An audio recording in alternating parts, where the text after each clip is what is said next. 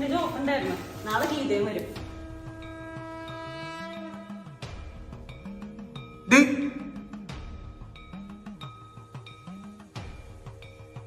ഷഷ്ടി വ്രത് വരുന്നേ.